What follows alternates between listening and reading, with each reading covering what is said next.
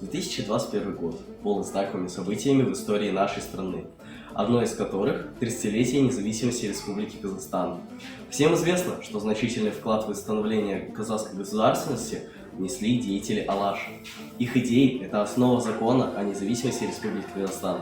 Это фундамент Конституции нашей страны. Их вклад в создание независимого Казахстана неоспорим. В сложнейший период нашей истории алашардинцам удалось составить территориальную целостность страны, добиться возвращения Казахстану ряда очень важных территорий, которые ранее принадлежали России. В данном видеоролике хотелось бы провести параллель между идеями представителей казахской интеллигенции начала 20 века и вопросами внутренней политики независимого Казахстана. Образованная нация. Безусловно, на первый план выходят вопросы образованной нации.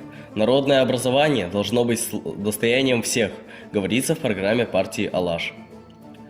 Под народным образованием представители Алаш понимали образовательное равенство между всеми участниками образовательного процесса. Сегодня эта идея воплощена в статье 30 Конституции Республики Казахстан, которая гласит: гражданам гарантируется бесплатное среднее образование. В государственных учебных заведениях среднее образование обязательно. Вопрос об экономической независимости страны занимал важное значение в представлениях деятелей Алаш о государственном суверенитете. Представители казахской интеллигенции высказали весьма актуальную для нашего времени мысль: пока казахи не будут обрабатывать мясо и шкуры животных, которых они выращивают на бескрайних просторах своей страны, и производить из них конечную, готовую для потребления продукцию, вопрос об их экономической независимости будет оставаться двояким. Действительно, в настоящее время в Казахстане остро стоит вопрос о развитии предприятий обрабатывающей промышленности. Предприятия обрабатывающей промышленности в малых городах простаивают или частично загружены из-за низкой конкурентоспособности выпускаемой продукции и отсутствия спроса.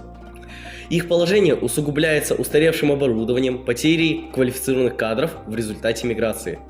Актуальность данной проблемы подтверждает стратегия «Казахстан-2050», где экономическая политика нового курса определена первым долгосрочным приоритетом в развитии страны.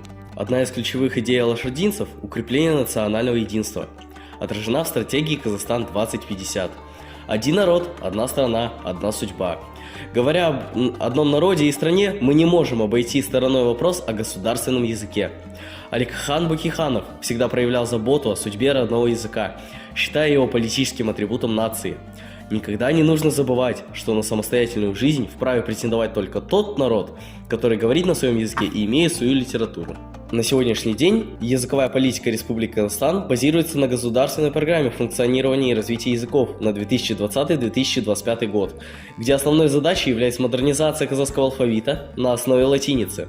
Основной трудностью на этом пути является подготовка кадров и необходимых учебных пособий. Деятели Алаш-Орды под руководством Алихана Бакиханова уже в начале 20 века сделал первые шаги в данном направлении, занявшись разработкой научной терминологии и созданием учебников и учебных пособий по математике на казахском языке на основе латинской графики.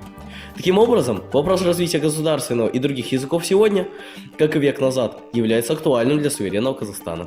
Одной из актуальных задач нынешней казахстанской госслужбы является утверждение принципов меритократии и искоренение коррупции. И сегодня востребованы выдвигающиеся алашской интеллигенцией по отношению к кадрам государственного управления принципы чести и долга. В письме из Каркаралинска соратник Алихана Бакиханова Жакып Акпаев разоблачает деятельность крестьянских начальников уезда за ряд лет. Обобщая открытый грабеж со стороны крестьянских начальников, Акпаев пишет: «Граждане, не подумайте, что подобная картина наблюдается только в Каркаралинском уезде. Я утверждаю, что есть уезды, в которых произволы крестьянских начальников не уступают нашим каркаралинским сатрапам. Сегодня идеи искоренения коррупции заложены в законе о противодействии коррупции Республики Казахстан. Деятели Алаш призывали к справедливости, честности, ответственности перед простым народом. Изучение их опыта служения народу может стать назидательным примером нынешним поколениям управленцев». Изучая общественно-политические взгляды Алихана Бакиханова и других представителей Алаш, лишний раз убеждаешься в том, что их идеи, рожденные еще в 20 веке, проблемы, поднимаемые ими, находят свое отражение в современном казахском государственности. Опыт, пронесенный ими через жизненные невзгоды и испытания, должен передаваться из поколения в поколение.